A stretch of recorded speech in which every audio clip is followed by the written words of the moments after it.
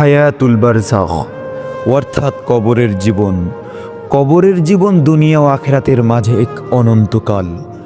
কবরের জীবন জান্নাতের বাগান হতে পারে কিংবা জাহান্নামের এক ভয়াবহ গর্ত। আজ আমরা কথা বলবো কবরের আযাব সম্পর্কে, যা আমাদের হৃদয়কে শিউরে দেবে। যখন একজন মানুষ মারা যায় তখন তার দুনিয়ার সব কিছু শেষ হয়ে যায়। তাকে গোসল করিয়ে কাফনে মুড়িয়ে কবরস্থানে শুয়ে দেওয়া হয়। তার প্রিয়জনেরা বিদায় জানিয়ে কবর ছেড়ে চলে যায়, আর তখন সে শোনে তার প্রিয়জনদের পায়ের শব্দ। এই পৃথিবীর সঙ্গে তার শেষ সংযোগ। এরপর শুরু হয় কবরের জীবন। তখন সেখানে আসে মুনকার ও নাকির নামের দুই ভয়ঙ্কর ফেরেশতা। তাদের চেহারা এতই ভীতিকর যে মৃত ব্যক্তি ভয়ে অজ্ঞান হয়ে পড়ে। তারা মৃত ব্যক্তির কাছে তিনটি প্রশ্ন করে: তোমার রব কে? তোমার দিন কি?